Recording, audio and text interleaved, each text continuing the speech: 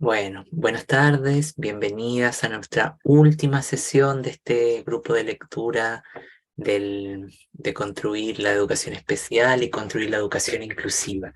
Pasó supremamente rápido el tiempo en mi percepción. No sé que si ustedes comparten lo mismo. Sí, sí,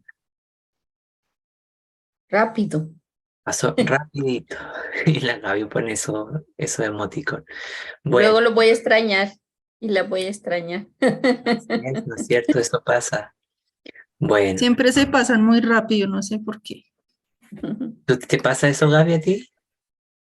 Sí, siempre en todos los encuentros uno dice, ya, pero ya es la última, ¿ya qué horas? Y con el diplomado, con los grupos, con todo.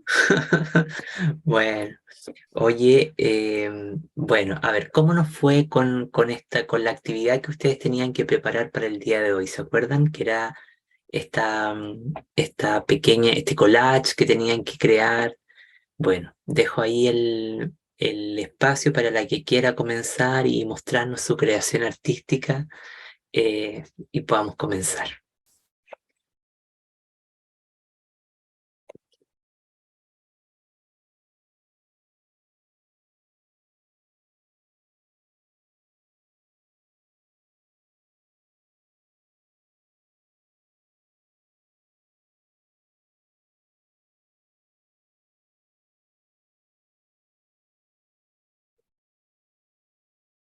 No tengamos timidez. Ya, Margarita, partamos contigo, ¿puede ser? Sí, comienzo. Bueno, Voy a compartir la pantalla para con todo presentarles gusto. es mi creación. Bueno, más que creación, es una reflexión.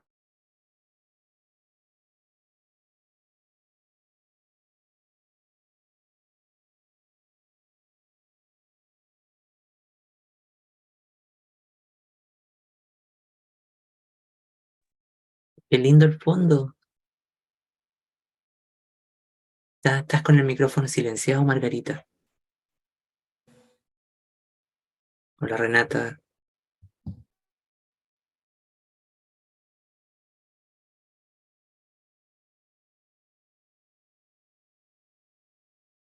Margarita, sigue tu micrófono apagado.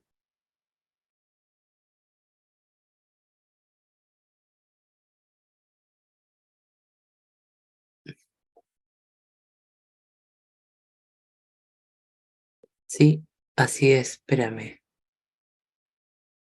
Qué extraño. Espérame, a ver. Y ahí, ahora, a ver, ¿puedes eh, saludarme? Porque ahora yo lo veo que está activado. Ya, Ahí, ya me escuchan, ¿no es cierto? sí, sí, súper. Sí. Bueno, entonces ya sí voy a compartir. Eh, eh,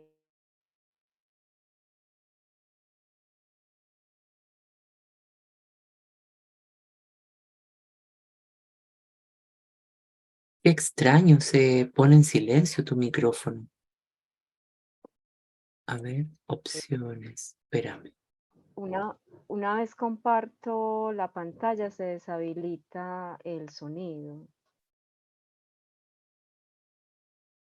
No sé. Extraño. Sí, voy a, A ver, ahora probemos. sí, espérame un segundo, porque entonces más bien voy a descargar el archivo, lo tengo en la nube, Ah, entonces, probablemente eso sea. sí, porque está como raro que no.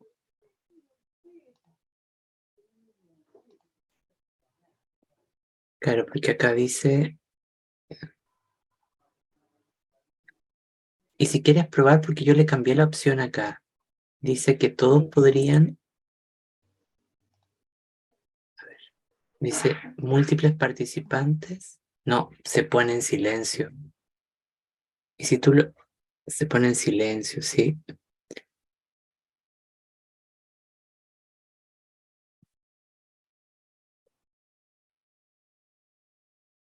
Qué extraño. Ángela, ¿tú podrías compartir para ver si es un problema de nuestro Zoom o lo de Bueno, Margarita como un caso específico? Por favor.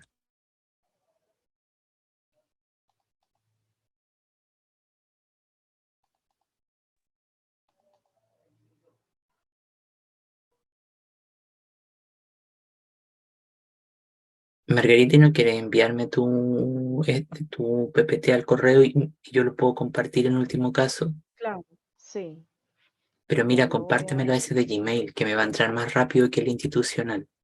Espérame. Ah, bueno, listo.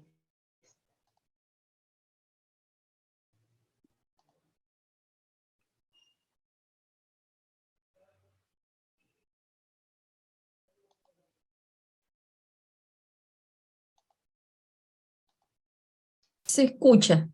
Sí, Margarita. Sí, muy bien.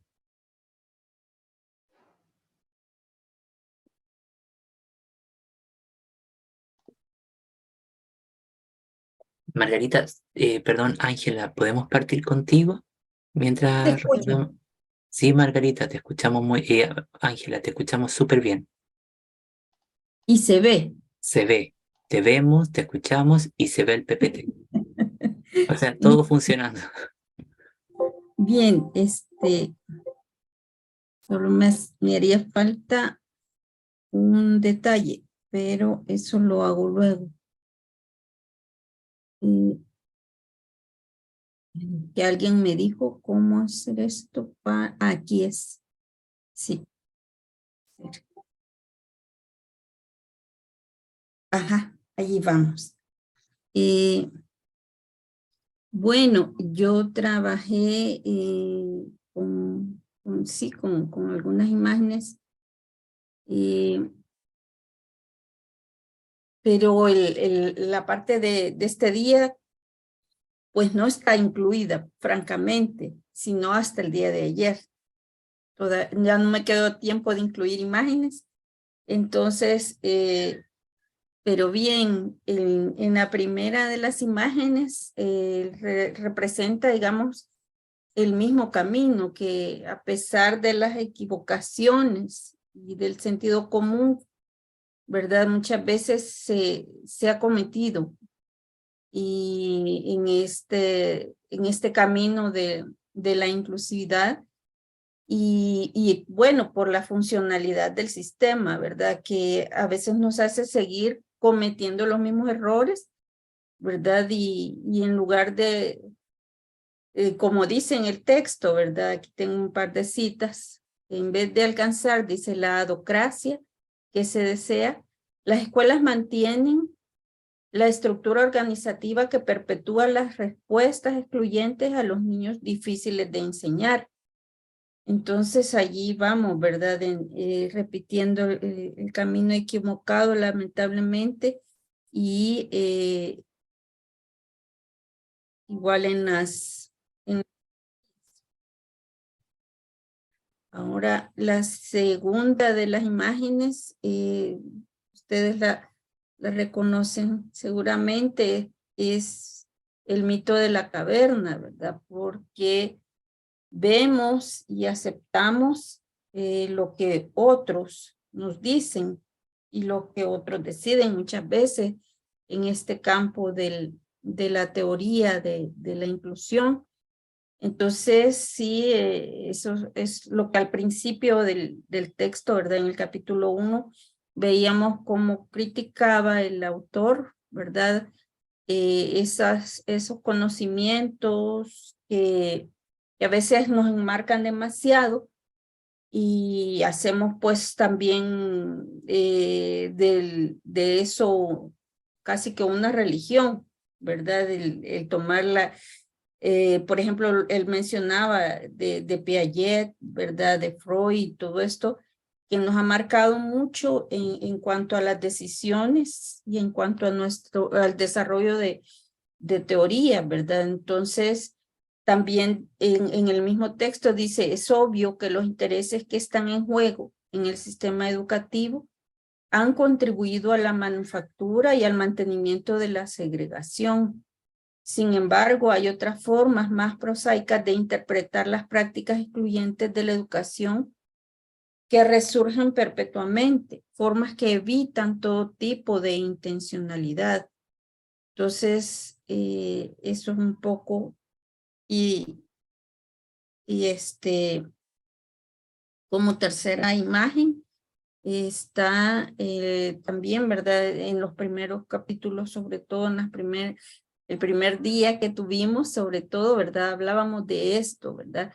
De esa confianza en los conocimientos, sobre todo la psicología que se ha puesto en el tema de la educación inclusiva.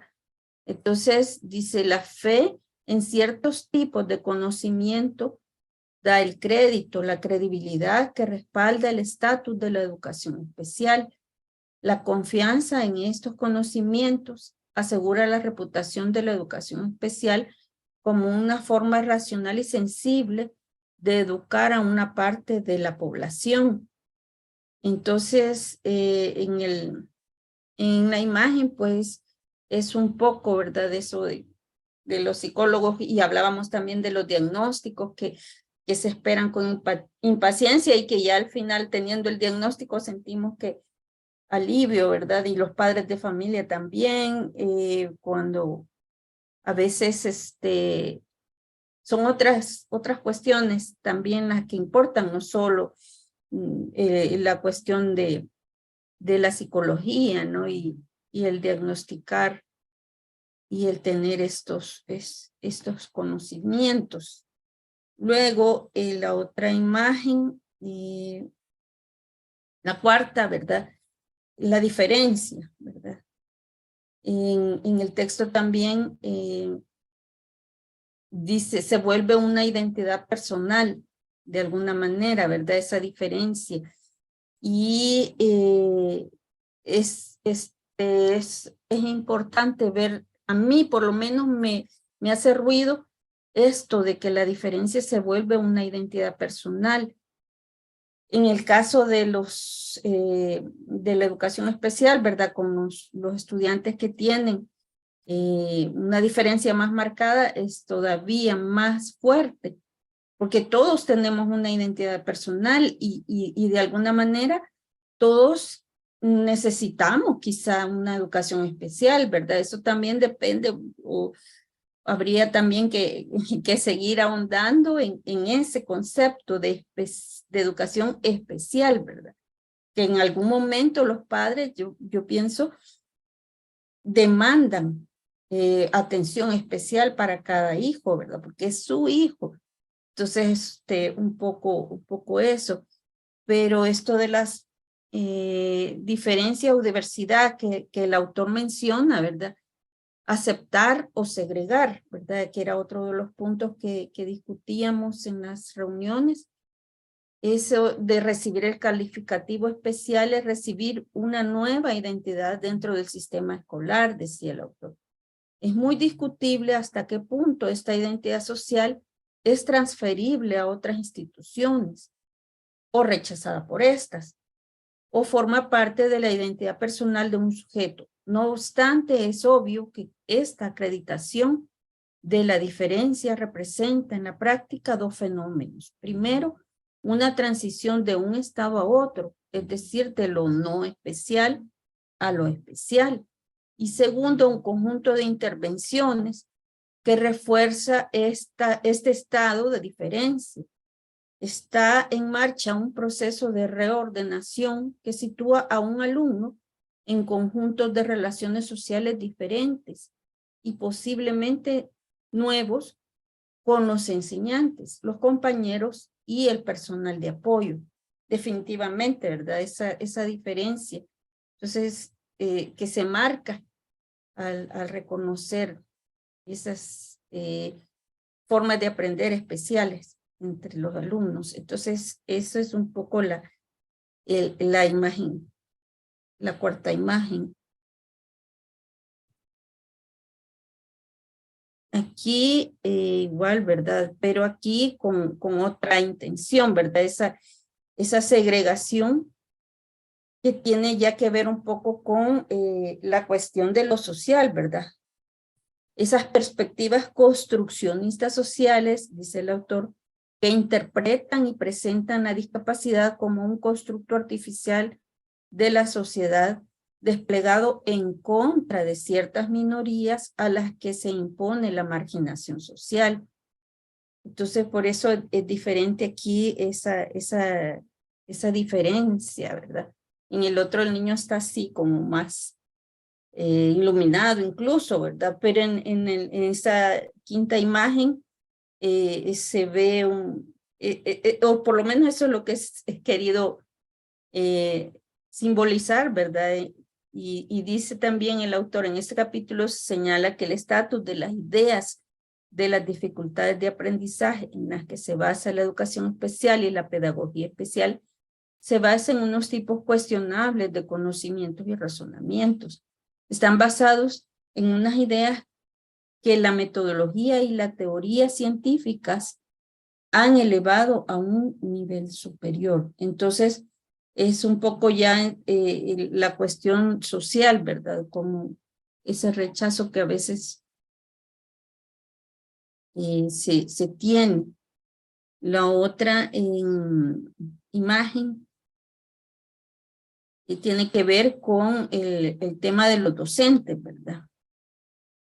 Y esas expectativas que se ponen en la labor docente que atiende a los niños con capacidades especiales o con altas capacidades, con lo que sea, que los diferencie, ¿verdad? Entonces, ese progreso de los niños, ¿verdad?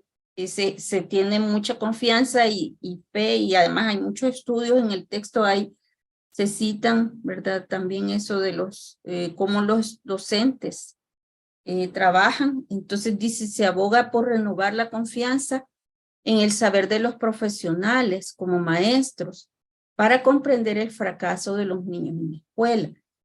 Solamente fuera de los confines del saber disciplinario y profesional que disfruta de ese estatus en la educación especial, podrá restaurarse la fe en el tipo de principios que debe guiar la práctica inclusiva.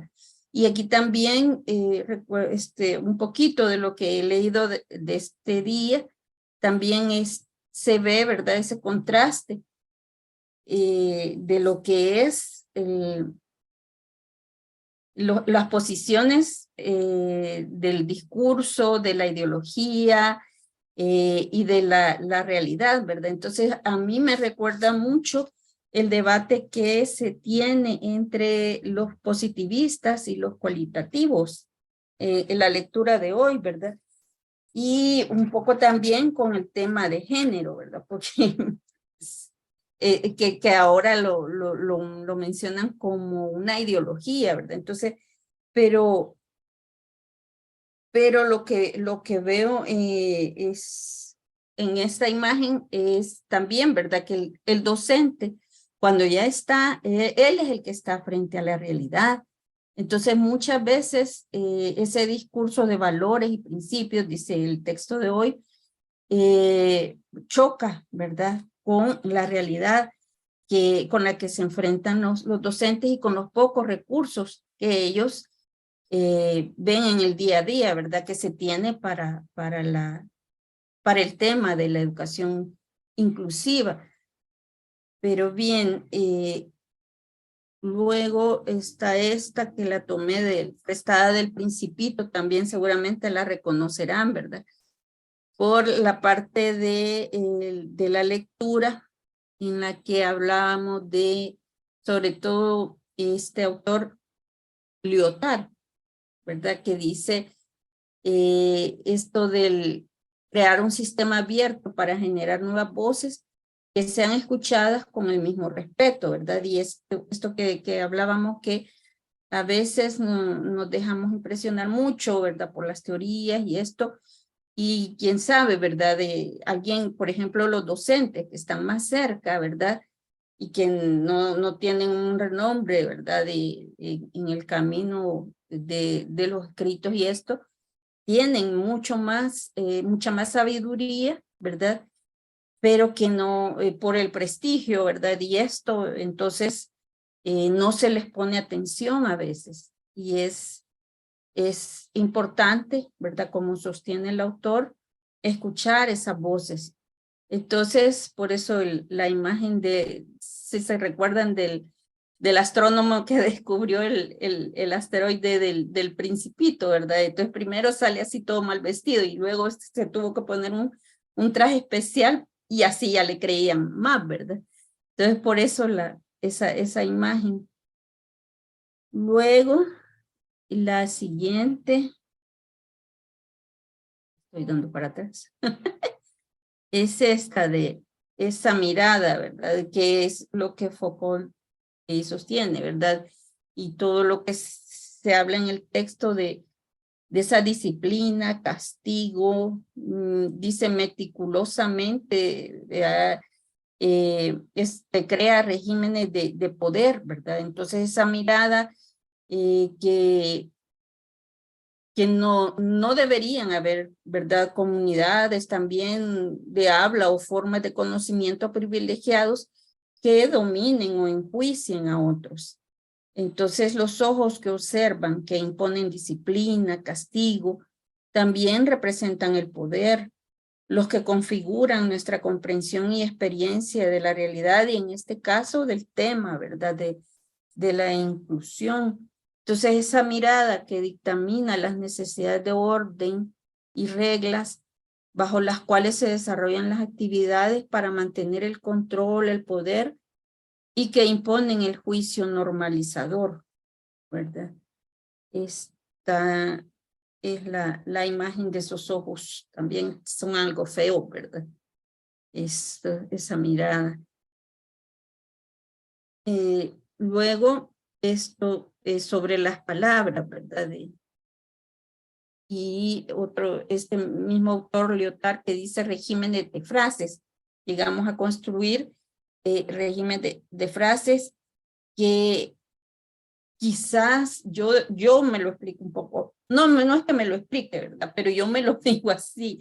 La cuestión de la realidad es tan inmensa y eso lo dice la epistemología, ¿no? De la ciencia, que tenemos, la realidad es inmensa y entonces para comprenderla como seres humanos la parcializamos, ¿verdad? La vamos dividiendo, clasificamos, etcétera, etcétera.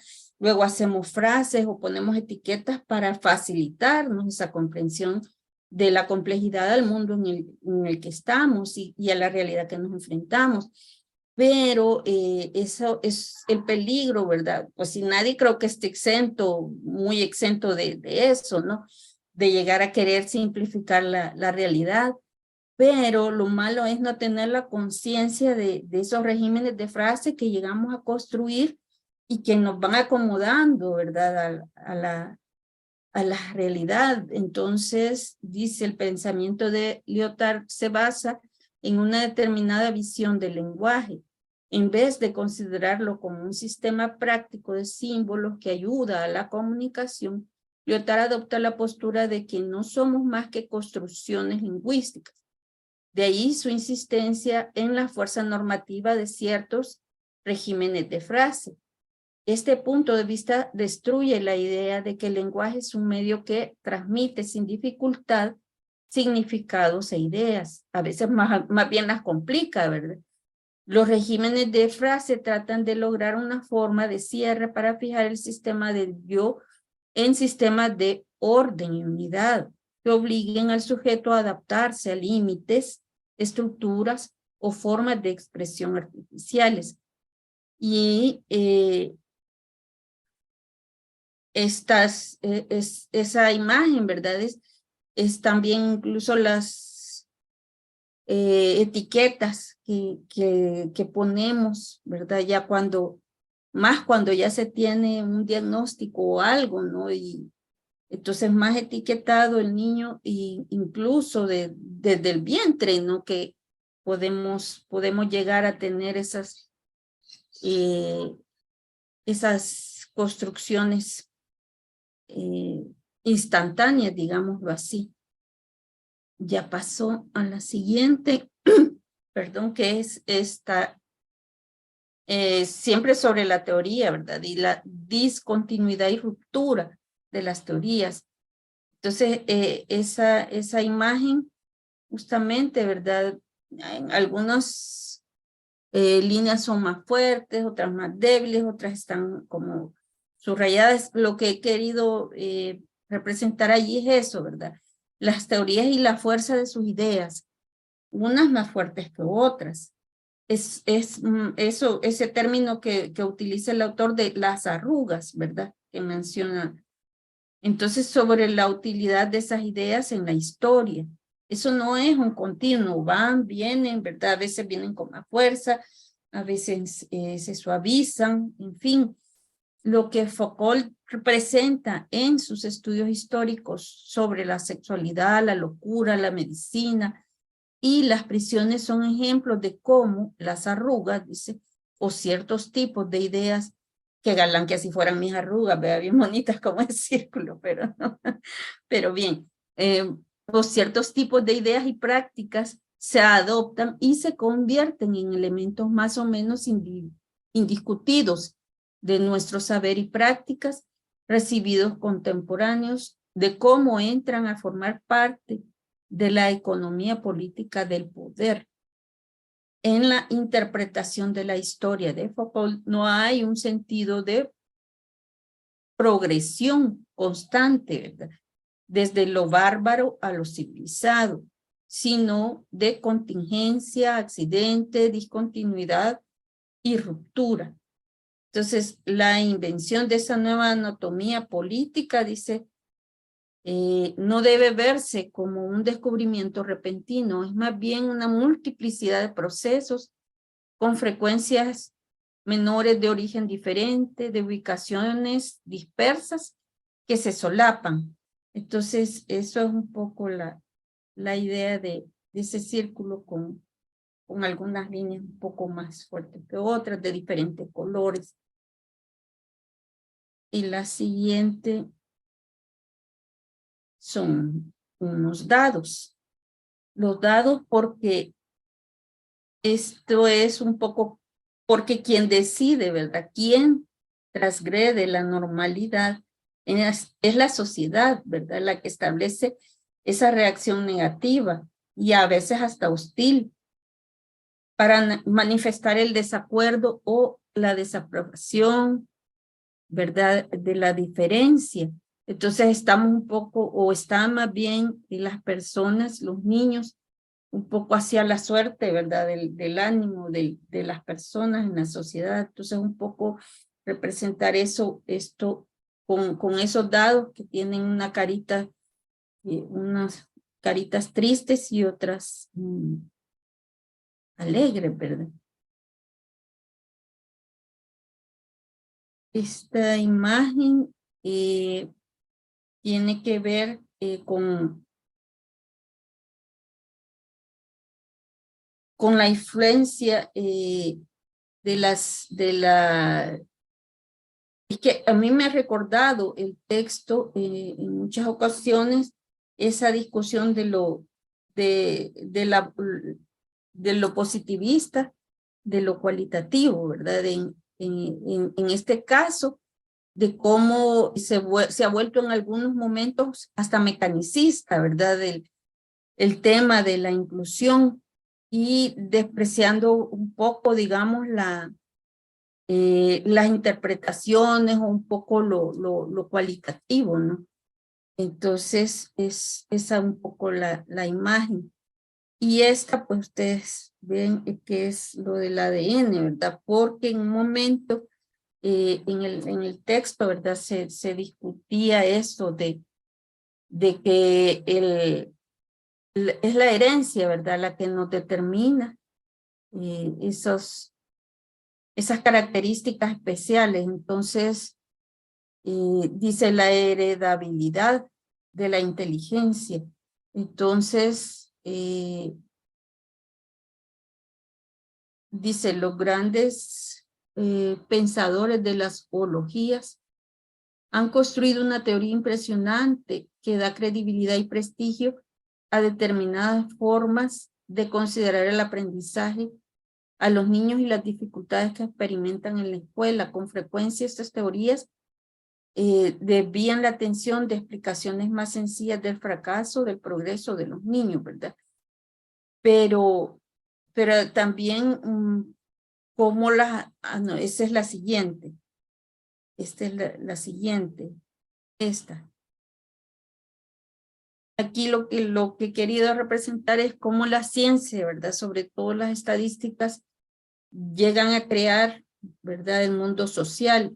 También es parte de lo que vimos en el texto. Y ese saber científico, ¿verdad? Que se da por sentado, de psicología, de estadísticas, de psiquiatría, ¿verdad?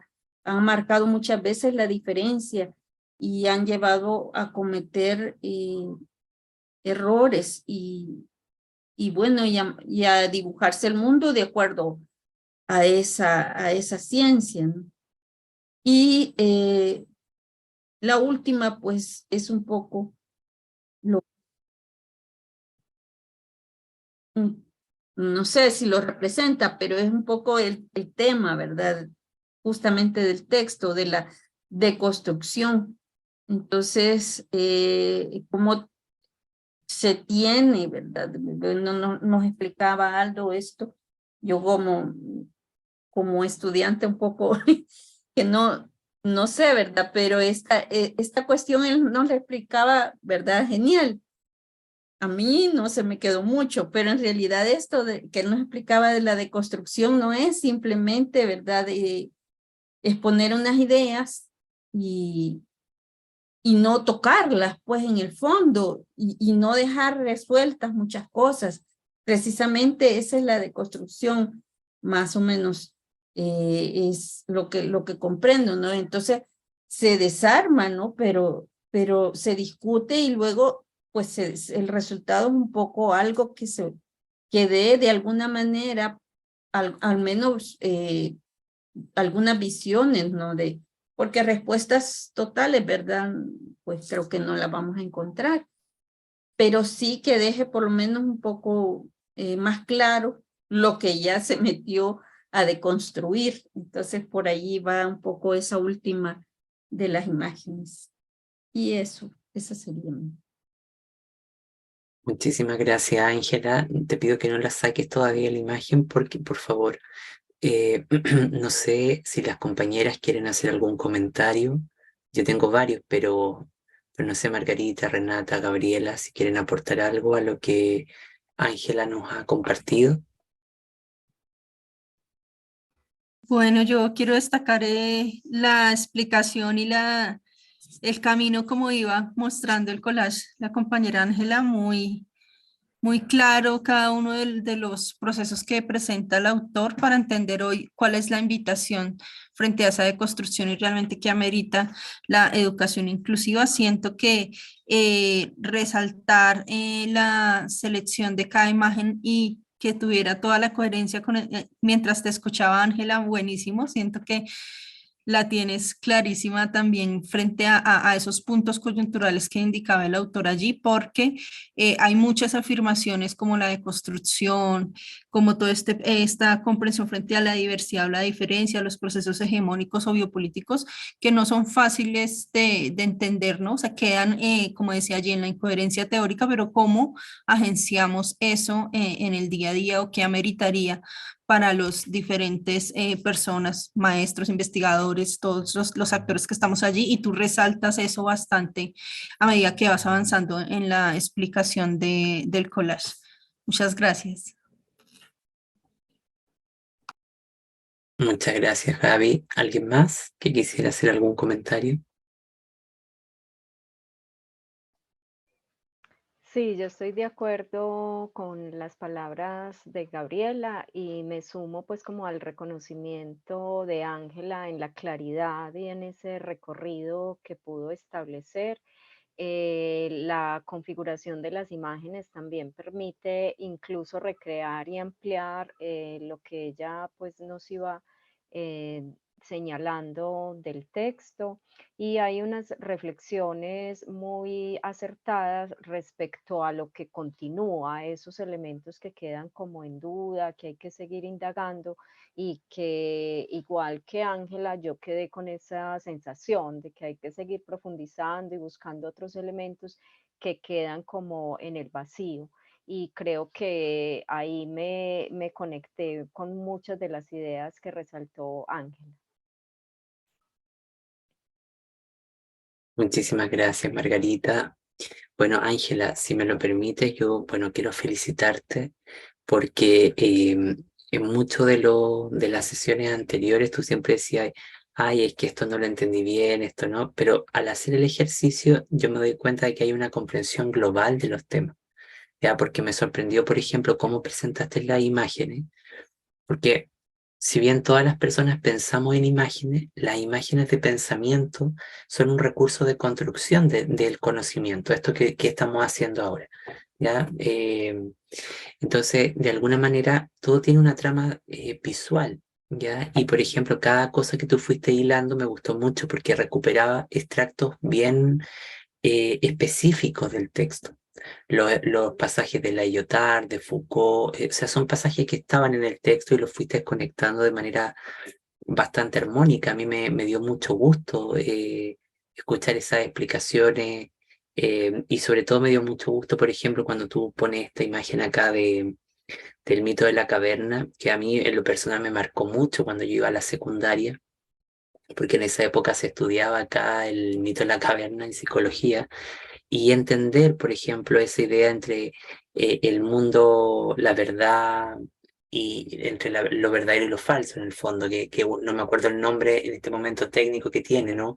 La verdad superior y la verdad inferior, pero tiene otro nombre en filosofía, ya que eso me aplica perfectamente a lo del libro, porque de alguna manera el conocimiento, lo falso que él le llamaría, sería esta verdad intuitiva, pero un intuicionismo que descuida los detalles de lo práctico, ¿no? Como a mí me parece, yo creo, ¿no? Y esta verdad más revelada, que es lo que está detrás de la caverna, lo que hemos discutido, parece que aplica súper bien. También la imagen esta de acá del principito hasta que está aquí, me parece bien importante la metáfora porque ponen de manifiesto lo que se llama las disputas de los coeficientes de poder de la ciencia, como por ejemplo en la pedagogía tiene una disputa muy alta de la psicología, es decir, la psicología tiene un peso muy importante en la pedagogía. Entonces, mucho de lo que de las explicaciones no se discuten porque tienen este peso, ¿no? Los coeficientes de poder son cómo ciertas disciplinas gozan de un estatus de poder solo por la historia que tienen, no por lo que han hecho, ¿no? No sé, pues si comparamos un físico con un pedagogo, hay un desnivel en el, ¿no? Entonces, eso mismo también pasa con las teorías, pasa con los conceptos, pasa con las profesiones. Y me encantó esta idea, bueno, también del ADN, la idea de cómo pensaste la deconstrucción, las cosas que se van superponiendo, y me encantó eso del régimen de la frase. Me encantó que lo trajera a colación porque la pedagogía está lleno de eso, de régimen de frase, o como lo diríamos en lingüística, el régimen de la fraseología, ¿no? Frase hecha de cartón, recetario o vademecum que podríamos tener. La pedagogía es un vademecum en muchas cosas, nos guste o no. Entonces, y eso también, ese vademecum de buscar la receta de lo que a mí me puede funcionar, a veces nos nubla de poder sentarnos y mirar un poco más algunos problemas, ¿no?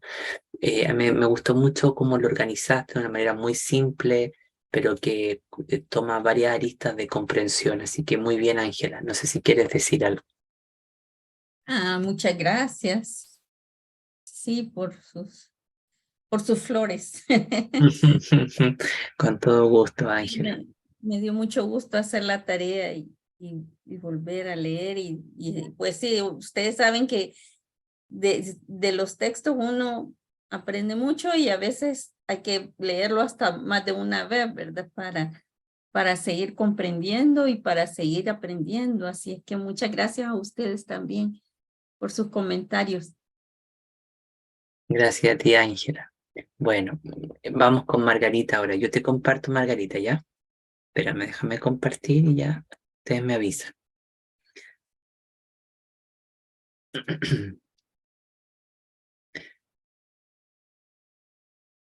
Ahí sí. Ahí parece que estamos, ¿no? Está cargando, ya. Sí, ya. Ya. Bueno, entonces, ¿lo vas a presentar desde ahí o con con la presentación? Listo.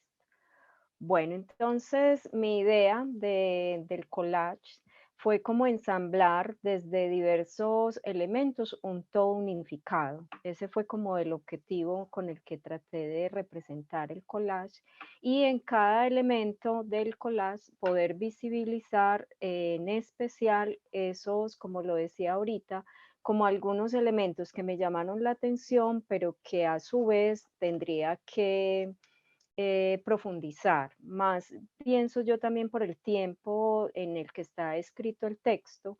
Entonces, por eso pensé más como en una aproximación reflexiva de esos elementos que me convocaron como a seguir pensando, a seguir buscando preguntas en relación a lo que comprendemos y a lo que investigamos sobre inclusión. Entonces, en la siguiente diapositiva ustedes van a encontrar la construcción que hice con unos elementos, pues con papel, con el que quise representar como esa idea que me dejó a mí el texto. Entonces, con cada una de las ideas hay elementos representativos allí. Yo les propongo como que ustedes vayan encontrando la sintonía de las ideas con los elementos que configuran esta imagen. A cada una tiene un sentido. Entonces, esos elementos que quedaron en mí gravitando como alrededor de la comprensión y de la investigación en inclusión principalmente y de pronto algunos elementos de la educación especial, quedaron representados en cada parte que compone esta imagen. En la siguiente diapositiva está esa primera idea que pienso yo que es una parte donde tiene que ver con ese sentido y significado que tiene que ver con la universalización de la educación, que saca esa idea de la exclusión o de la educación segregada y pone unos elementos allí, especialmente de tolerancia y diversidad. Yo creo que es mucho más reciente el de equidad. Sin embargo, el texto lo trae a colación, pero estos tres elementos se conectan digamos, con una idea de donde ya la educación especial empieza a tomar un sentido distinto. Y esa universalización, ese todo, ese interés de que todos estemos en la misma educación, empieza como a generar esas otras preguntas frente a elementos que en la siguiente diapositiva vemos como la legitimidad de la educación especial. Entonces existe digamos, unas preguntas o unas reflexiones frente a lo que es la existencia, el crecimiento y el estatus de la educación especial. Y esto en general desarrolla como ese embrollo epistémico en el cual hay unos elementos que todavía no le dan el soporte esperado como a la educación especial. Hay mucho de pragmatismo, hay mucho de técnica, hay muchos elementos que la componen, pero en esencia pienso que sí hace falta, como lo señalan los autores, una fundamentación mucho más clara de ser una educación pues segregada y como más adelante lo vemos en términos de la identidad o en términos de esos otros elementos u otras características que no están claras como desde la educación especial, desde su fundamentación. En la siguiente diapositiva yo me refiero como a esos elementos y a esas, realmente a esas estructuras organizativas que perpetúan respuestas excluyentes a niños difíciles de enseñar.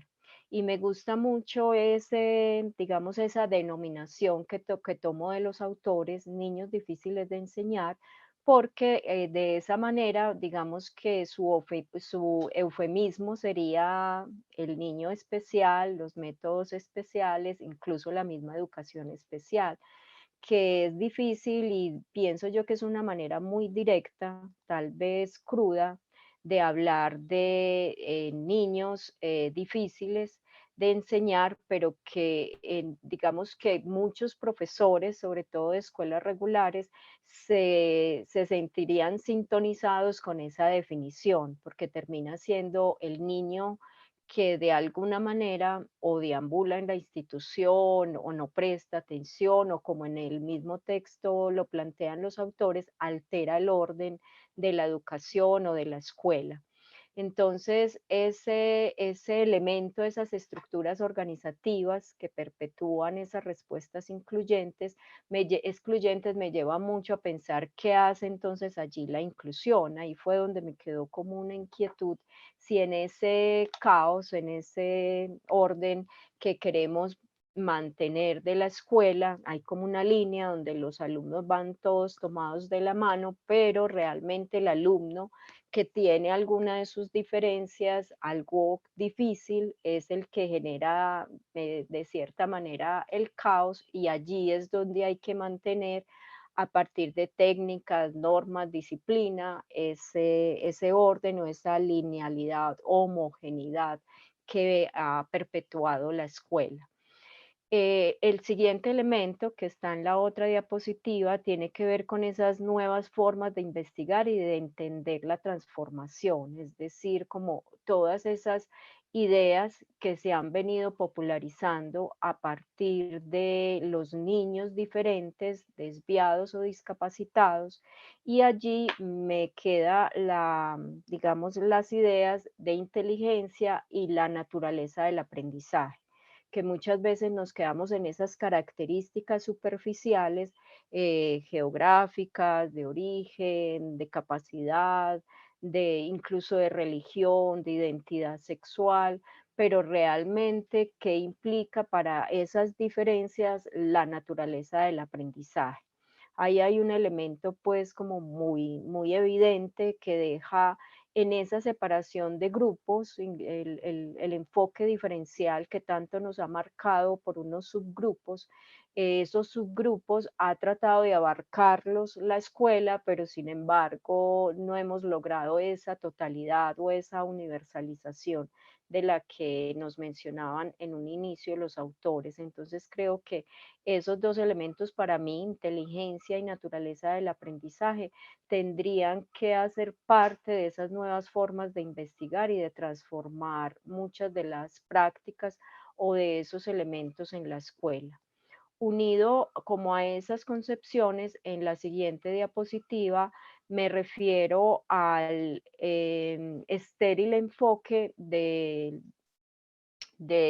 diagnóstico y la prescripción, que hay veces resolvemos la inclusión con esos elementos. Entonces, volvemos y nos salimos del asunto de la inteligencia y la naturaleza del aprendizaje y caemos en el error de diagnosticar, prescribir e incluso predecir la trayectoria educativa de estos sujetos. Esos elementos se configuran allí en esa búsqueda de pronto por lo normal, por lo esperado, quien dice que es visto de esa manera y que no hay otra forma de entender, o como lo pienso expresar en la siguiente diapositiva, ese control de la diferencia, creando esas identidades marginales, esas identidades que aparentemente están todas en la educación, pero siguen teniendo ese calificativo de especial y que las seguimos congregando y separando y no logramos ese todo.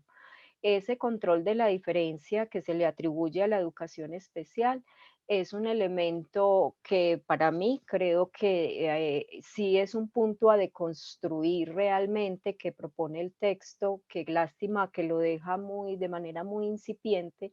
La ventaja es que crea como la motivación, el interés a seguir indagando sobre lo que implica el control de la diferencia, y cómo entendemos esas diferencias. Si una vez las diagnosticamos y las predecimos, quedamos tranquilos, o realmente esa diferencia sí toca algunas prácticas o algunos elementos de transformación del ser en relación digamos, a las dinámicas educativas y pedagógicas que se instauran a partir de la interacción con los otros. Ese elemento me deja allí pues como bastante motivada y en la siguiente diapositiva, digamos que resalto la legitimidad de la voz, que me parece un asunto bastante importante, junto con el juicio normalizador.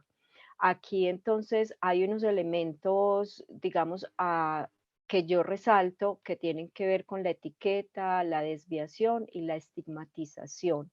A pesar de que en ese afán de pasar de la integración escolar a la inclusión, se había tratado de reconocer de otra forma las personas con discapacidad especialmente, esa estigmatización se sigue manteniendo. Hay unos elementos y unos juicios de valor que siguen dando algunas explicaciones a por qué es de una u otra manera, porque se sale de lo normal. Entonces, esa desviación permite que sea denominado, se le sea otorgado una etiqueta con la cual quedamos pues como tranquilos, pero en términos de la voz, poco nos interesa lo que él tenga que decir como en estos elementos. Son pocas las investigaciones incluso que se preocupan en el afán de la inclusión cómo se sienten las personas que están siendo incluidas, y en esas pocas investigaciones casi siempre ellos expresan un valor distinto a la inclusión, no el con el que ha sido creado, y extrañan a sus iguales, extrañan sus espacios donde son tratados de manera igual y no siempre como el que menos aprende, el que más apoyo necesita. Entonces, ahí la voz me parece que también empieza a darnos a entender una postura distinta frente a lo que significa la inclusión para las personas que aparentemente estamos incluyendo. Eh, en la siguiente diapositiva, la diversidad como entendida como una forma positiva de la diferencia y la desviación o déficit en forma negativa. Esos dos elementos, diversidad y diferencia, que bien para mí están muy más que antónimos, son sinónimos. En esa diferencia entre lo positivo y lo negativo hay unos elementos que dejan allí claro los intereses en que algunos autores tratan de, así como hablamos del todos, sin referirnos a ninguno, en diferencia o en diversidad también entra el todo sin la individualidad, sin esa voz, ese sentimiento, esas emociones y eso por lo que se está atravesando el otro. Hay veces pareciera que ese otro diferente carece de corazón, carece de sentimientos, carece de un entorno que se preocupa y sufre con esa forma como nos expresamos de él. Entonces,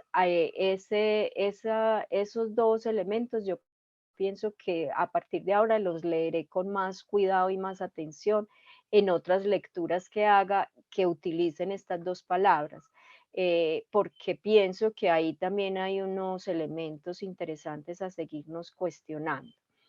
Y finalmente, la inclusión pensada desde lo que tiene que ver con justicia social y derechos humanos, creo que es el abrebocas a entender el principio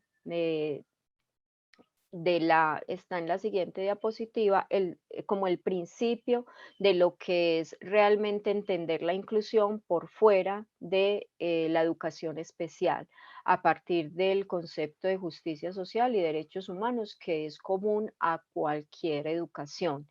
Con esos elementos que dejan allí, me dejan a mí una pregunta de cuando se presenta la inclusión a partir de justicia social como redistribución de recursos, que yo lo he entendido más desde el asunto de la equidad, por eso lo puse como al inicio, la equidad, que no lo encontré como muy claro en esta última parte, a pesar de que esa justicia social y ese concepto de redistribución de recursos ha sido más asociado a desigualdad social y equidad, pero pienso yo que independiente de cómo se asuma, son dos elementos claves para no seguir en esa línea de que inclusión es igual a discapacidad o que inclusión es igual a educación especial, que es como una proyección de la educación especial.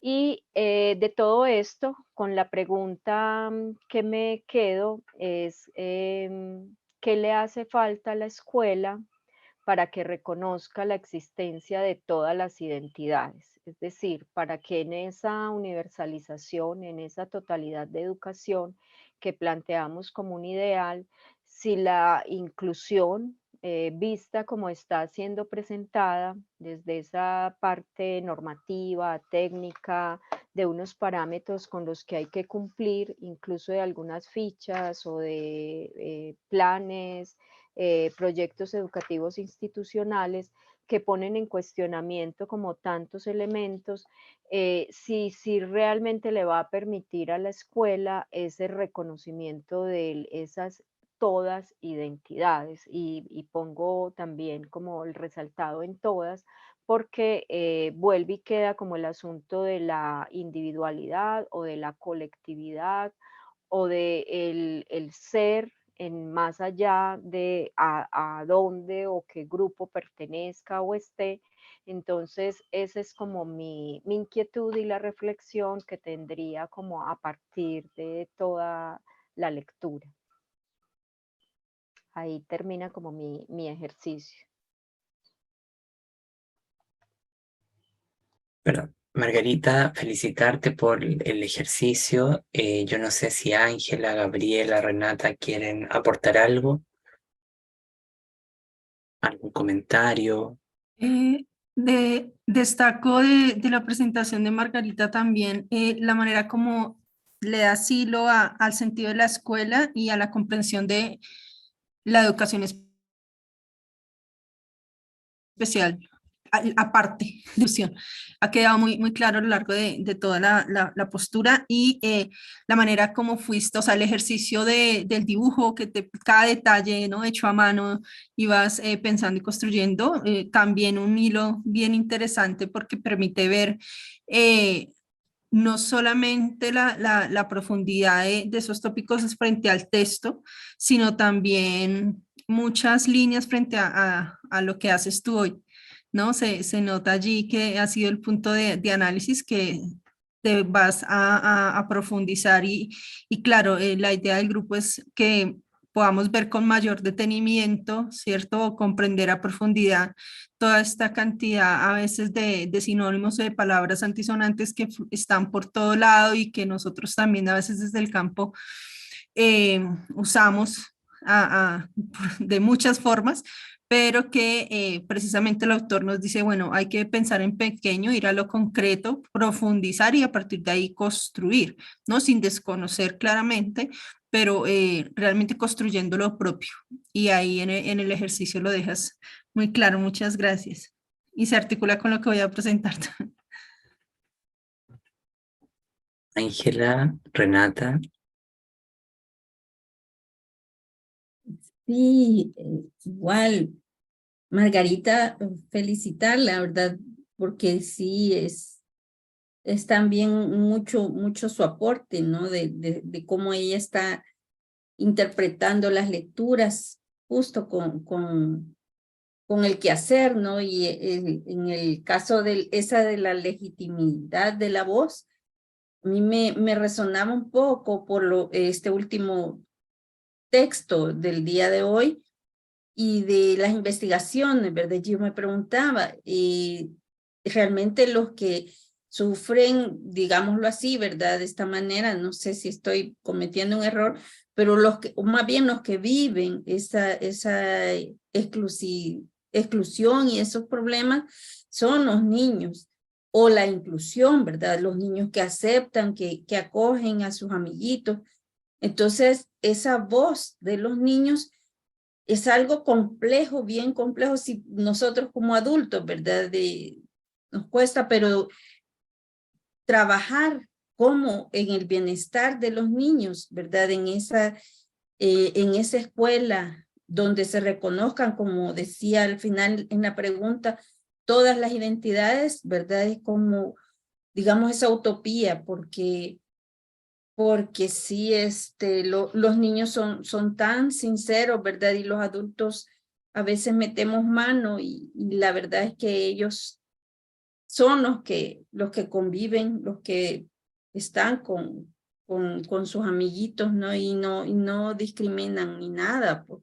Nosotros metemos mucho ruido, pero entonces yo me preguntaba también eso, ¿verdad? ¿Qué tan posible es consultar realmente a los niños para ver como su punto de vista, que son, ¿verdad? Los principales actores en esto.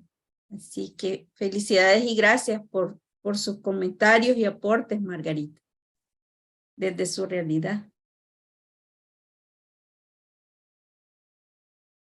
Margarita, yo me quedé pensando, esa imagen que tú tenías presente en todas las diapositivas, esa yo escuché que tú lo construiste, ¿no es cierto? Está, Sí, está maravilloso esa imagen, ese dibujo que hiciste. Realmente sí, es muy lindo, está muy bonito. Mira, a mí me gustó mucho la presentación, bueno, primero porque tiene toda una coherencia como de principio a fin, lógica, digo lógica en el sentido no positivista, sino que tiene una coherencia interna en el tratamiento de la idea, ¿ya? Y me parece que hay una fuerte impronta, no solamente por situar los aportes del libro en solamente en la cosa más superficial, que es como separar lo inclusivo de lo especial, sino que tratar de ir conectando esas cosas que están ahí, por ejemplo, los derechos humanos, la universalización de la educación, lo que pasa con la tolerancia, la equidad, los diagnósticos, el tema de la inteligencia, me parece que son temas, la naturaleza del aprendizaje, que me parece que son temas que en general son cruciales para toda la pedagogía, pero con mayor fuerza en la educación especial, pero que no han recibido el tratamiento adecuado, como lo conversábamos en una de las sesiones anteriores, donde efectivamente la idea del aprendizaje queda muy sujeta a como a una descripción sintomática más que a una cuestión de lo que pasa en la cabeza, o a lo mejor sujeto a metáforas como que el niño se desconcentra, como que no tiene tantas capacidades, pero no en la profundidad de lo que son las estructuras mentales. Entonces eso que tú lo hayas traído a colación me parece súper valioso. Y también me gusta mucho la pregunta con la que tú cierras la presentación, ¿no? Cuando te preguntas, bueno, ¿qué falta para que en la educación, la escuela o la estructura del sistema educativo reconozca todas las identidades? ¿No? Porque esta pregunta es importante porque tiene que ver un poco con cómo se redistribuyen los dineros, cómo se organiza la escuela, cómo enseñamos, cómo diablos hacemos que la escuela responda en su naturaleza a lo que siempre ha sido en el fondo, ¿no? No es que esto es de ahora. Y también me gusta mucho esta idea que tú pones acá en tu diapositiva 10 cuando hablas sobre, por ejemplo, la forma positiva de la diferencia, ¿no? Y que esa es una idea que es fundamental, porque si bien se ha escrito mucho sobre las pedagogías de las diferencias, se ha hecho desde el lado del reconocimiento del otro, pero hasta cierto punto esa discusión está un poco en lo que nosotros hemos conversado un poco agotada, porque el tema no se reduce a reconocer a un otro, que además está generalizado, ¿no? Sino que es como lo diría Ray Shaw, inspirada en Rousseau y Lacan, un gran otro, ¿no? Ese gran otro que rompe con esta idea de fetiche, de esencialización, y reconoce que la relación con la alteridad siempre encarna una singular relación de poder, ¿no? Y por lo tanto, yo puedo reconocer una alteridad, pero que está configurada por una determinada relación de poder, y por lo tanto son múltiples alteridades que nos vamos a encontrar en la sala de clases, ¿no? Bueno, de hecho, nuestra cátedra que se lanzó el 6 de abril sobre la cátedra Rogers Lee, bueno, trabaja sobre ese tema en particular y yo dije, mira qué lindo cómo se repite este tema acá, ¿no? Me parece, Gaby, que tú estuviste en el lanzamiento que se hizo con Roger, ¿no? Sí, sí, sí, fue muy ilustrativo, amplio, frente a todo lo que indicaba al llamado, ¿no? Frente a cómo no seguir repitiendo y perpetuando las mismas etiquetas, miradas o modos de comprender la educación, sino que hay otras formas que incluso están aún por construir, pero no se les da en la profundidad. Sí, así que Margarita me parece súper interesante porque como ya hemos conversado en otras ocasiones, si estos elementos se pudieran transferir como a la globalidad de la educación especial, podríamos iniciar un trabajo que es muy necesario, que es la reconstrucción de este campo, ¿no? Y de esa manera podríamos darnos cuenta de manera mucho más evidente que estamos hablando de dos cosas totalmente diferentes, que en la práctica se nota, pero que el discurso de la inclusión ha cometido esos errores. Por un lado, condenarla como la culpa de todos sus males, ¿no? De que la educación es excluyente, pero por otro lado, la ocupa, la hiperocupa como para sus medios prácticos, para su justificación, ocupa su sujeto. Es como ese amor malo que uno sabe que te hace mal, pero que uno recurre. Hay una lógica ahí un poco psiquiátrica de la propia inclusión o qué ha pasado con esto. No sé si el fenómeno, pero sí de algunas corrientes de pensamiento, ¿no? Así que muchas felicitaciones. No sé si quieres decir algo. No, pues muchísimas gracias por la receptividad, por la sintonía, pues como con la pretensión que tenía con la imagen y el trabajo.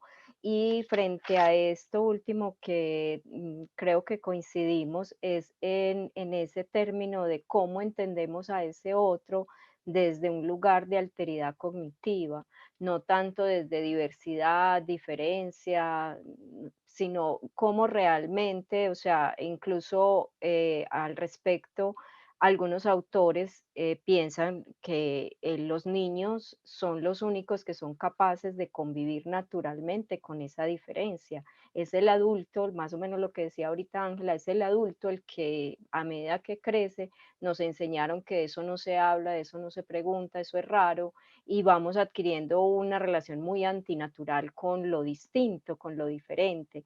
Entonces, el volver como a ese concepto y a esa idea de alteridad cognitiva me ha gustado mucho como para entender cualquier posición, incluso a los sujetos con discapacidad, poderlos ver en ese lugar de alteridad cognitiva.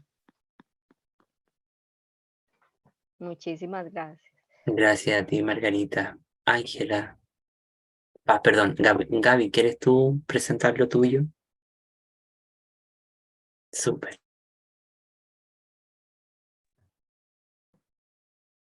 Listo, ya me escuchan, ¿se ve? Me disculpo por la cámara, hoy no Sí, tengo posibilidad. no te preocupes, mira, se ve Voy y a te escuchamos. ampliarlo. Vale. Bueno, la primera construcción un poco en clave de la mirada del texto frente a toda la idea histórica, práctica, ¿no? de comprensión frente a esa educación especial y esas demandas sociales de la estructura de la sociedad, digamos, tradicional para disciplinar a otros, para organizar, para encontrar en ellos otras formas más bien de alejarse de otros esquemas relacionados con la escuela. Y aquí en este primer collage podemos ver las diferentes formas de disciplina, de segregación, de etiqueta, ¿cierto? Esa fábrica de seres humanos que dictaba un poco la historia de la educación desde esas diferentes teorías de lo que indica la psicología, la medicina y la educación, más bien como receptora de estas formas tradicionales de ser humanos y sobre todo de aprender, que a veces o no todo el tiempo, ¿cierto? Transversalizan las formas como nos habitamos la escuela. Y muchas veces también como desde allí en esa disciplina, en la misma etiqueta, la comprensión del otro, incluso desde la postura, el cuerpo, esa representación que se hace del otro, pues también va a configurar unas formas específicas de comportarse, de aprender, de crecer, ¿cierto? Que definitivamente pues van a limitar, a generar muchas prácticas de segregación y exclusión que la escuela aún hoy, ¿cierto? Como dispositivo central de poder, pues sigue perpetuando y que no deja o no hay unas otras posibilidades para pensar trayectorias de aprendizaje distintas, de evaluación, curriculares, ¿sí? Respecto a la educación, que están ameritando pues una urgencia en términos de investigación a profundidad, de poder concretar y no tanto de querer abordar muchas lógicas desde lo que amerita ser un proyecto de educación que muchas veces no da cuenta de las características o las necesidades que se tienen en los diferentes escenarios, ¿no? Porque hay una mirada de fábrica, ¿no? Como está aquí en las imágenes, de poder estandarizar, buscar unos resultados comunes, unas pruebas y unos resultados que están lejos, pues, de ese enriquecimiento de la subjetividad. Y lo que se profundiza es el control de esa misma subjetividad desde los múltiples regímenes de poder que vuelven y ponen a los niños, jóvenes, bueno, a todos, incluso también bueno, a la escuela y a las personas que hacen parte de la comunidad, en una lógica de exclusión constante, ¿no? Donde no hay un análisis profundo de la relación de la práctica y donde se naturalizan ciertas normas y ciertos procesos relacionados con la escuela, con su cultura,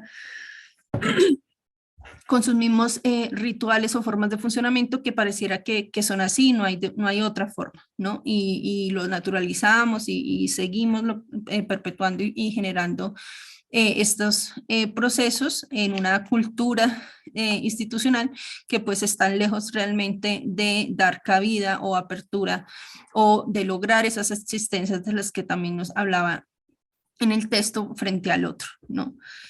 En la siguiente que están viendo allí es cómo también se hace un llamado cuando él habla de los juicios normalizadores, de la desviación y de ese reconocimiento falso o esa forma de etiqueta del otro en el sentido en que pareciera que hay una mirada específica del cuerpo, del diagnóstico, de la etiqueta, de todo eso que está lejos de la comprensión subjetiva del ser humano, ¿cierto? Y que nos ubica en una lógica de lo que decía allí el activismo moral, ¿no? Como a veces esa mirada o ese rol en un lugar, en el escenario donde estamos, pues nos ubican a hacer una cantidad de acciones que poco aportan a la estructura de la exclusión, ¿cierto? A todas esas lógicas estructurales y sociales, sino que en una lógica asimilacionista hacemos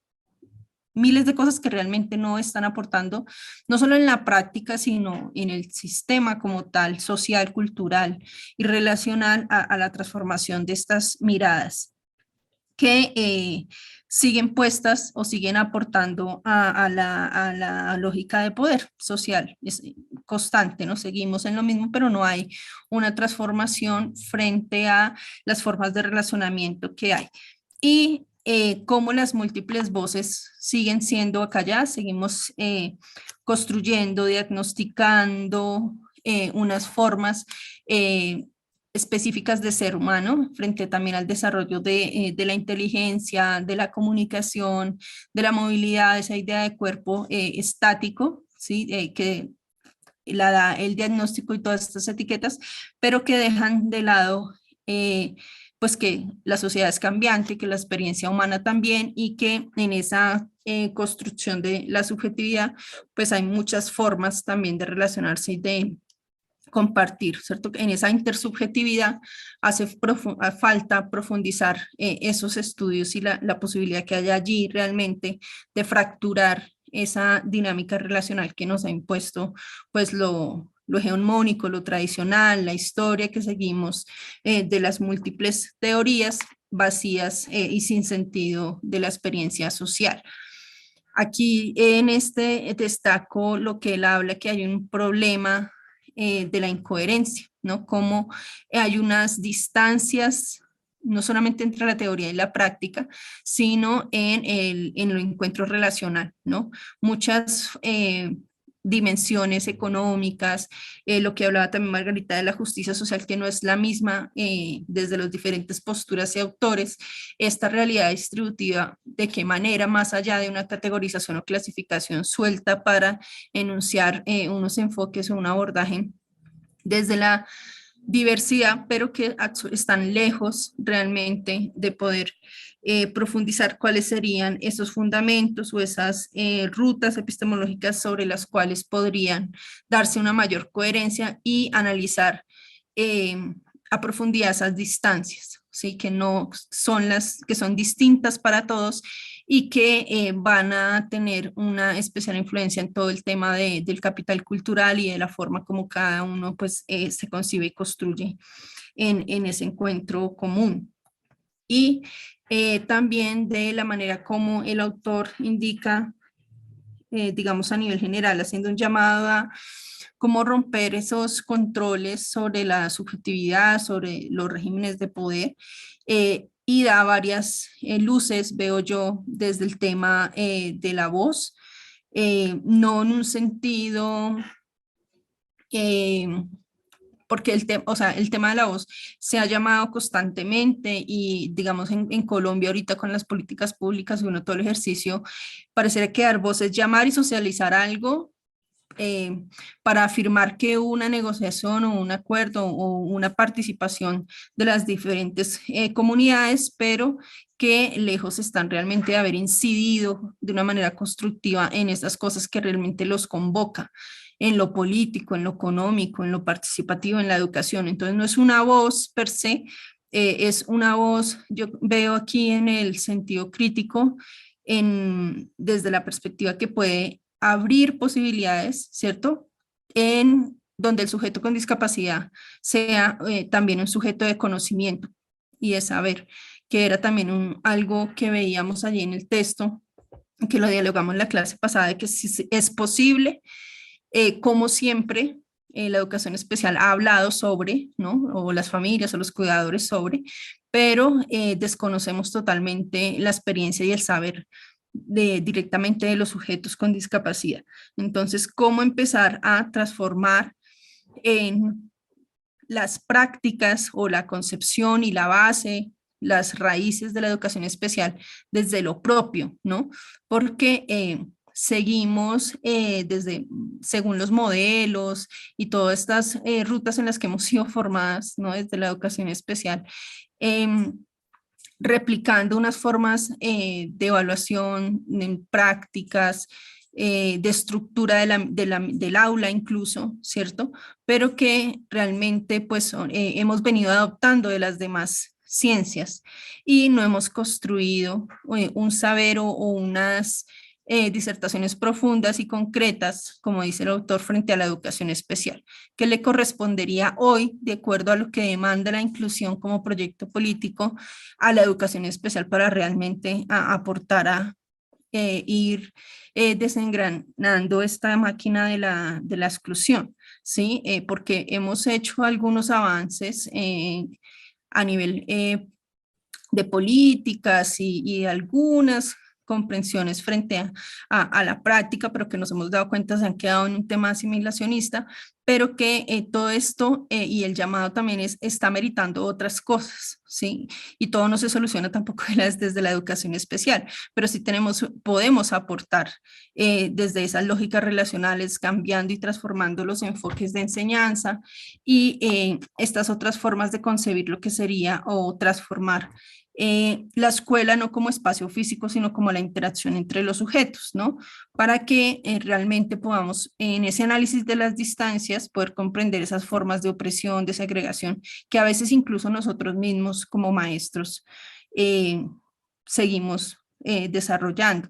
Como decía Margarita, ahorita tenemos muchos instrumentos y planes individualizados y todas estas cosas, ¿cierto? Para las personas con discapacidad, pero pues que vuelven y nos ubican en esa lógica individual, ¿cierto? O colectiva, pero para todos lo mismo, y que siguen viendo lo que falta, lo que no hay. Otra vez la idea de normalización, y hay un reconocimiento que invisibiliza e impone, ¿cierto?, la práctica pues, del sistema escolar dominante, que es desigual, y que la vida humana y todo el proceso pues, es estático, es cambiante, y no estamos dando respuesta precisamente a esa dinámica flexible de la vida misma, ¿no? Y de la construcción de conocimiento y de sociedad, que es lo que implica realmente hablar de inclusión, y que en este ejercicio también es importante poner en práctica, habían 3 puntos que tocaba el autor allí, los ideales de la justicia, esa comprensión o esa perspectiva crítica frente al orden hegemónico, y poder analizar a profundidad los principios de la inclusión. ¿Cuáles serían esos cambios estructurales que serían necesarios para poder llegar a este ideal, a este proceso de construcción de la educación especial, que pues por supuesto le podría aportar a la inclusión, siendo cada una un campo, sin caer en una mirada romántica, de idealismo, de activismo moral, sino a profundidad, digamos, desestructurando esas raíces de lo que nos han dejado toda esta historia de la educación especial y de las mismas teorías que hemos acogido, para dar cuenta de un campo que todavía tiene varias cosas por construir y que trascienden la práctica y que trascienden pedagógica las formas de reconocimiento o de comprensión de un otro, cuando no hay una mirada desde la alteridad y desde las posibilidades que nos da la diversidad en un sentido mucho más amplio.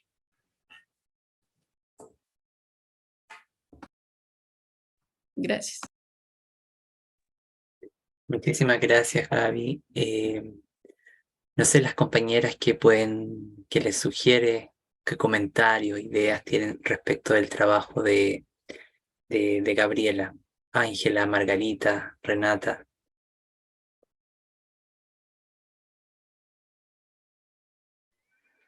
Bueno, yo pienso que Gabriela nos presenta puntos bien interesantes que dejan un hilo, una secuencia muy clara, y eso lo quiero pues como resaltar y exaltar, que tanto en su discurso como en las gráficas hay unos elementos y hay como una hilación de ideas bien interesantes una tras otra y en un orden muy claro, o sea, que permite casi construir o reconstruir una historia de ese reconocimiento que hay, que ella tiene sobre la educación especial y cómo lo une y lo trasciende de inclusión.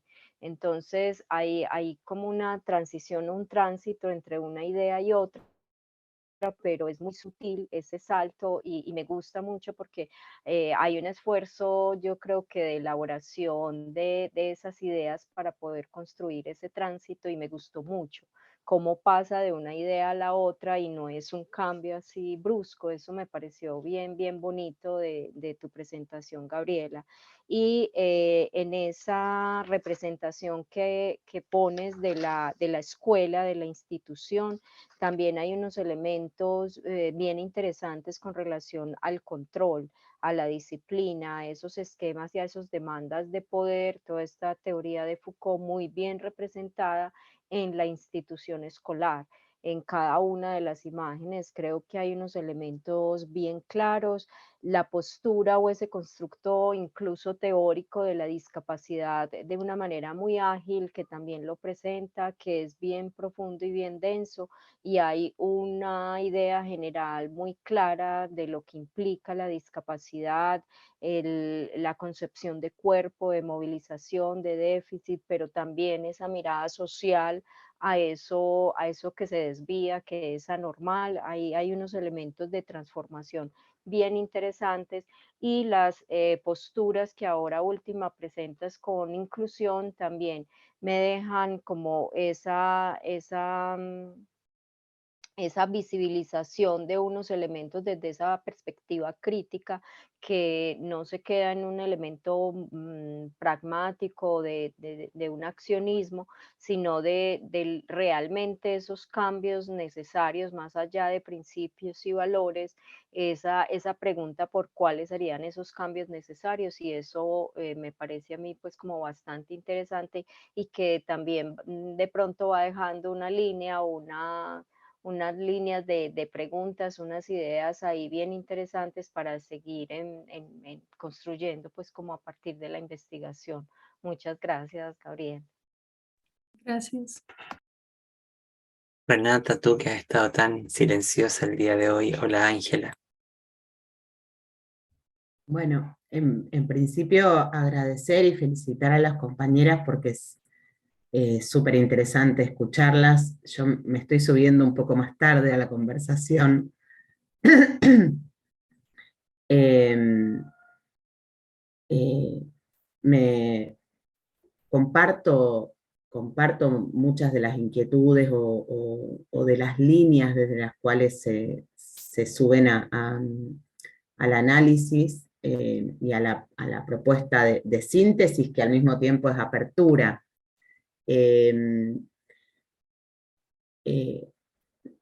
Eso, vuelvo a decir, hay una parte que me cuesta un poco porque yo vengo leyendo en la misma línea, pero otros textos, entonces todo el tiempo estoy tratando de hacer puente entre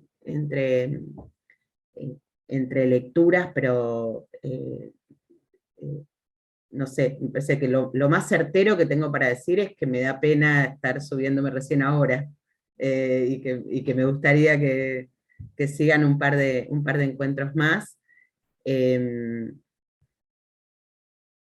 Me parece que la pregunta que se reitera al respecto de cuáles son aquellos aspectos a conmover, y desde qué construcción conceptual planteamos ese sentido de movilización, me parece que es el punto donde más me encuentro con cada uno de los planteos, ¿no? Que de alguna manera interpelan el rumbo a seguir, no tanto en términos, como decía recién Margarita, no tanto en términos de la acción en particular, sino cuáles son esas categorías que nos van a permitir interpelar los procesos, los múltiples procesos que se están desplegando al respecto de la inclusión y que van en sentidos a veces tan diferentes, tan encontrados entre sí,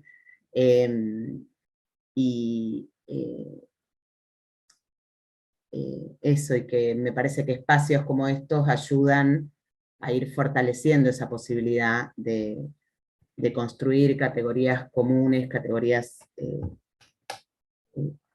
centradas en la idea de justicia, de justicia social, que apareció también en todas las compañeras. Eso. Yo no tenía claro que hoy había que hacer esta presentación, yo no preparé ninguna presentación. Así que ya vengo con 3 abajo.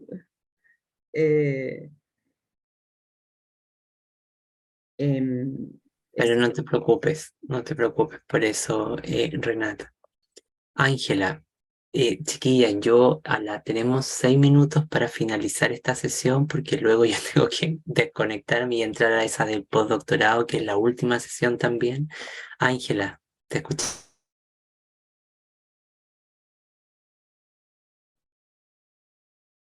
Sí, a mí también en la presentación de Gabriela me pareció bastante clara, organizada, y imágenes muy pertinentes y muy cercano a su realidad, ¿verdad? Que es lo que creo yo bastante importante, pues que nos acerquemos a la realidad, porque es donde estamos, para que de una o de otra forma, pues intentemos hacer algo, ¿no? y me llamó la atención esto que dijo escuela como integración entre sujetos, que es un poco también la idea de Margarita, de lo de reconocer todas las identidades. Entonces, sí, ¿verdad? Sigo pensando, pues como muchos temas, ¿verdad? Son nuestras utopías, ¿verdad? Y que hay que ir en la construcción y en el aporte que se pueda, ¿verdad? Hasta donde se pueda. No somos, pues sí, tan influyentes, digamos, en el tema, pero desde nuestro espacio de trabajo, pues hacer los intentos y me uno a lo que Renata, mucho gusto, decía que más sesiones sería mucho más enriquecedor, ¿verdad? Entonces, y agradecer pues también todo el conocimiento y el espacio y el compartir que hemos tenido tan bonitos estas sesiones, solamente. Bueno, como para que no se queden con gusto a poco, les cuento que este julio va a partir nuestra segunda versión del seminario permanente que impartimos el año pasado con la profesora Houston y la profesora Marta Liliana, que se llama Otras rutas sobre otras rutas, otros peregrinajes sobre educación inclusiva. Va a tener 6 sesiones y lo vamos a impartir entre los 3. Y también decirles que a partir del 11 de julio va a haber un ciclo dedicado con filósofos de Perú, Argentina y otros lados para hablar exclusivamente de alteridad, pero hablar en sus propios términos, no superar los clichés. Así que apenas tengamos las convocatorias publicadas en la página, yo se las comparto y, bueno, eso es lo que está como pronto, porque ya después viene el Visiting Fellow, después viene todo el tema de lo de sociología, la discapacidad que se va a discutir, y viene un ciclo donde vamos a analizar la obra de Braidiotti para entender la diferencia. Son unas filósofas feministas, así que yo les voy a compartir a sus correos pero en julio parten esas 2 actividades que yo les comentaba, ¿ya? Bueno, por mi parte, como ya saben, ha sido un gusto compartir con ustedes. Yo espero sinceramente que estas sesiones que hemos tenido hayan podido darnos luces, no hayan podido mover algunos entendimientos, simplemente hacernos preguntas sobre lo que es este campo de la educación inclusiva, un campo tan atractivo, que es como a veces yo me lo imagino como una ninfa, ¿no? Cuando uno navega, decía la mitología griega, uno pasea por el mar, aparece esta mujer preciosa, pero después se convierte como en algo monstruoso que no sabemos bien cómo interpretarlo, ¿no? Entonces me parece que tal vez estoy poniendo mucho, pero creo que pasa mucho con eso, ¿no? La belleza que nos provoca la inclusión, pero también se va volviendo oscura cuando tratamos de comprenderla o de ponerla en diálogo con tensiones mucho más profundas, ¿no? Eso por mi parte. No sé si ustedes quieren decir unas últimas palabras, pero yo feliz de poderlas recibir en otras de las muchas actividades que siempre hay en el CELEI y eso. Así que bueno, no sé, Margarita, si quieres decir algo, Renata, Gabriela. No, agradecer nuevamente este espacio, las palabras, la escucha, a Renata con su percepción, que también me dejó sonando con lo de las categorías en las que podríamos tener puntos de vista común para investigar, pues es muy interesante y muy motivante, como dije desde el principio, poder tener una conversación tranquila. Muchísimas gracias. Gracias, Margarita. Me sumo a esas palabras. Vuelvo entusiasmada a la tesis, a ver cómo nos va. Y bueno, eso, con muchas ganas de volver a cruzarnos en otros espacios. Gracias a todos por el espacio, un gusto conocerles. Espero seguir trabajando y encontrándonos en los otros escenarios porque yo digo que no queda siempre algo puntual, sino más preguntas y mayores redes para seguir trabajando. Muchas gracias. Y para que no nos extrañemos tanto, el jueves está a las 12 una conferencia del doctor Yuni sobre ancianidad y vejez. Así que si a todos les interesa, está está publicado en la página, pueden completar el enlace de inscripción y ya les mandamos el link porque va a ser por Zoom. Así que el jueves al mediodía de Chile, que sería a la 1 de Argentina, a las 11 de Colombia, y me parece que Ángela sería a las 10 de la mañana, porque tenemos ese horario de desfase. Bueno, un abrazo, gracias por haber confiado en este grupo y yo les cuento las otras convocatorias que hay. Bueno.